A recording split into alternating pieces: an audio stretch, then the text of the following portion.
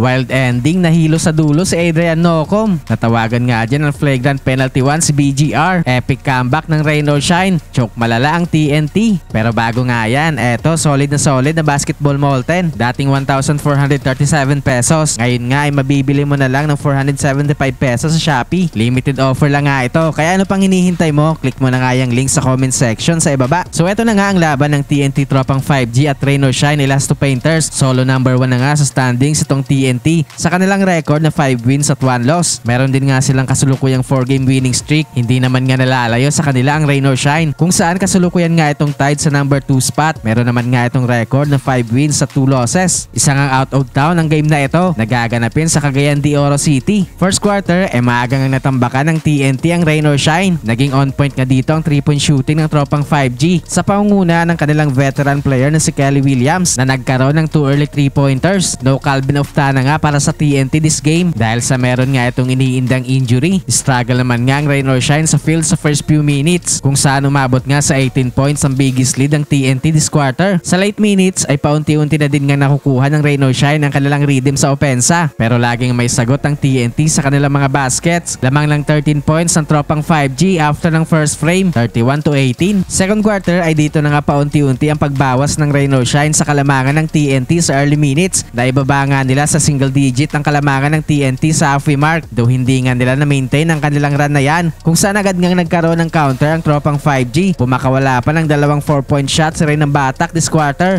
Step up na din nga dito mapadepensa at opensa si Galinato, kung saan nagkaroon nga ito ng 2 big blocks this quarter. Isama mo pa dyan ang kanyang 11 points sa kanyang perfect 5 of 5 shooting sa field. Kaya nga hindi nga nagtagal ay balik nga sa double digit ang kalamangan ng TNT sa late minutes. Lamang ng 12 points ang TNT sa halftime, 54-42. Third quarter ay paunti-unti nga ulit lumalapit ang Rain or Shine sa TNT. Walang kakupas-kupas si Stanley Pringle. Quick drive to the basket para sa kanyang first basket this game. Pero pagkapasok nga ng halfway mark ay nagkaroon nga ulit ng counter ng TNT tropang 5G. Nagpaparamdam na nga sa kanilang opensa itong Sara Arpugoy, habang patuloy naman nga ang mainit na shooting sa labas ni Rain ng Batak. Nakapag-generate nga sila ng 9-0 run para ibalik sa double digit ang kanilang kalamangan sa Rain or Shine. Nagkaroon naman nga ng small run ng Rain or Shine sa late minutes na pinangunahan ni Gabe Norwood, pero lamang pa rin nga ng 7 points ang TNT after ng third frame, 81-74. Fourth quarter ay tumuloy-tuloy nga ang run ng Rain or Shine sa first few minutes. Unstoppable pa rin nga itong mainit na opensa ni Gabe Norwood. Tuluyan na nga nakuha ng ang kalamangan matapos ang back-to-back basket ni Mamuyak at Malonzo. Naging pamatay sunog naman nga itong 3-point shot ni Pugoy para itablang score sa halfway mark. Dikdikan na nga ang laban down the stretch, kung saan palitan nga ng big basket ang dalawang kupunan. Under 1 minute ay lamang nga ng isang puntos ang Rain or Shine, doon nagkaroon nga sila ng back-to-back crucial turnovers. Sa late seconds nga ay biglang nahilo si Adrian Nocom. Nakita nga sa replay ng mga officials na nasiko ni BGR sa likod ng ulo si Nocom. Natawagan nga dyan ng flagrant penalty 1 si BGR. Hindi na din nga nagkaroon pa ng big basket ang TNT sa late seconds, kaya naman sa huli nga ay panalo ang Rain or Shine.